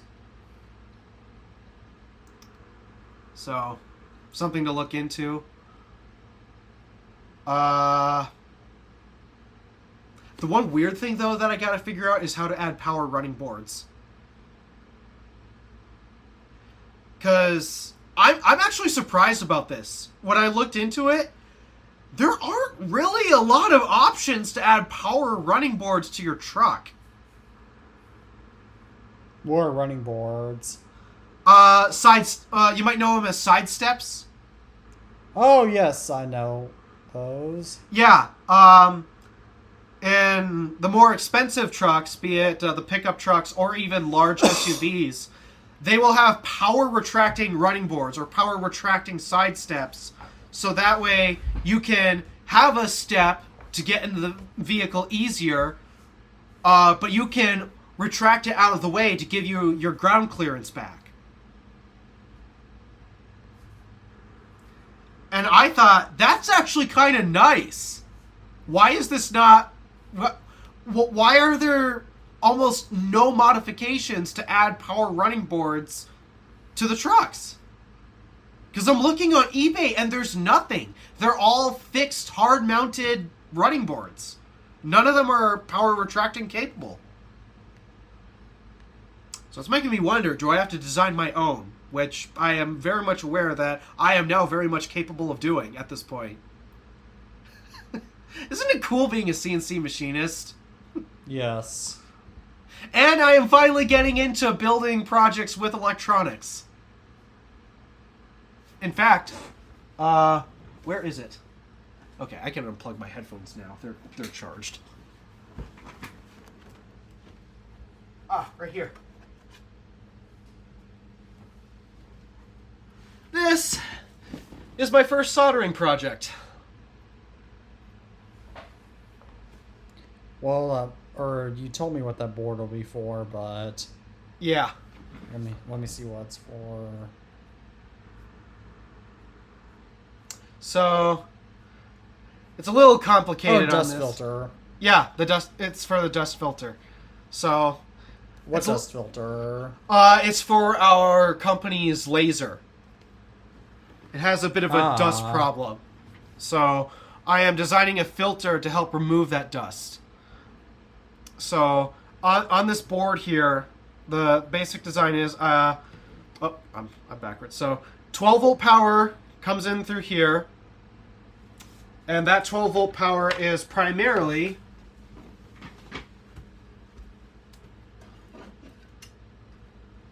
for these monster 180 millimeter fans. These are the exact same fans I actually have in my work PC. So I knew they were impressive at moving air, so I bought 2 more of these to use for the filter. So the 12-volt power primarily powers that, but in order to control my fans, and I guess I'm not really after controlling the fan speed because I'm going to have them at max RPM anyways. My main goal is to actually monitor their speed. Because, fun fact about DC motors, the DC motors in these fans, if it stalls, you can trigger an overcurrent event. And that means you're going to fry something. So that's why I want to monitor the fan's RPM. It's so that way I can prevent destroying the fans, if possible.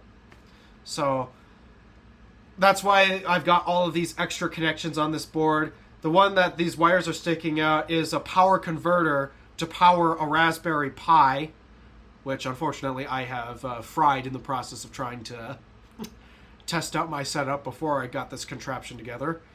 But this powers the Raspberry Pi. These white headers here, this is where the fans plug in. This 10-pin header, this is for the Raspberry Pi itself to get plugged in to monitor and control the fans. And also, I have this side connector here, so that way I can mount a button to turn the fans on and off at the front of the case, because this whole system's going to be on the back of it. So That's actually really handy, but in other news, we're out of time. we are. So, but yeah, So that's as a always- cool contraption. So as always, thank you all for tuning into our episode of the iTunes Fanboy Podcast. And as always, I'm Teddy Magro from the iTunes Fanboy. And my name is Alpha DeWolf from the Random Alpha. And as always, we're saying peace out for now, and we hope to see you all in the next episode. Take care, everyone.